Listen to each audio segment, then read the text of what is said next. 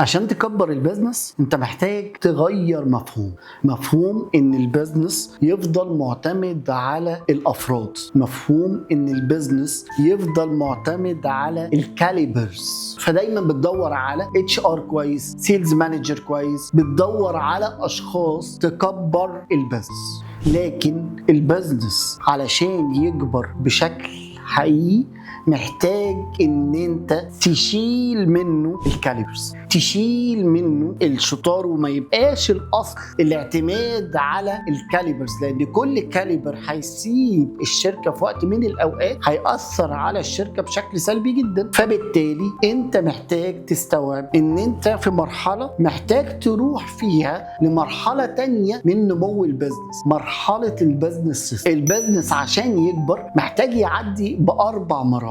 اول مرحله هي مرحله اعتماده على الافراد، تاني مرحله هي اعتماده على البيزنس سيستم، تالت مرحله اعتماده على السوفت وير، رابع مرحله هي مرحله اعتماده على الادفانس سوليوشنز. فكل بيزنس عندك يا هو معتمد على الافراد، يا هو معتمد على البيزنس سيستم، يا هو معتمد على سوفت وير، يا هو معتمد على الادفانس سوليوشن. محتاج تبقى عارف ال10 اقسام اللي عندك في الشركه هم معتمدين وواصلين لغايه فين. فممكن تلاقي قسم الحسابات معتمد على السوفت وير، لكن قسم المبيعات معتمد على الافراد. وبالتالي الشركه محتاجه ان هي تحصل لها تقييم من ناحيه الجروث. تقييم الجروث مهم جدا جدا جدا. انت واصل لاني مرحله، وتحقيقك لمبيعاتك وتحقيقك لزياده العملاء جاي من اني مرحله. لو انت قدرت تستوعب انت في اني مرحله بسهوله جدا هتقدر تنتقل من مرحله لمرحله. وهو ده اللي بيفرق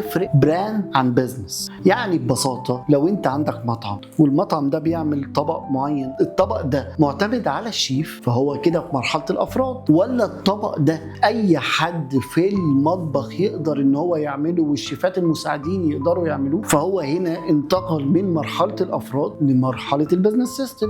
ولا في حل هندسي بيساعد الشيف ان هو يعمل الطبق ده، سواء كانت ماشين، مايكرويف، ايا كان السوليوشن المستخدم، فهو هنا انتقل للحل التكنولوجي. ولا في ادفانسد جدا وفي تايمر بيطلع لوحده وهو مجرد الشيف او مساعد الشيف دوره ان هو يراقب ان السيستم ماشي مظبوط. هنا ده انت رحت الحل الادفانس. فببساطه جدا انت محتاج تشوف كل قسم عندك في البيزنس هو في انهي مرحله من الاربع مراحل. هل هو في مرحله الافراد، ولا في مرحله البيزنس سيستم، ولا في مرحله الانجينيرنج سوليوشن، ولا في مرحله الادفانسد سوليوشن.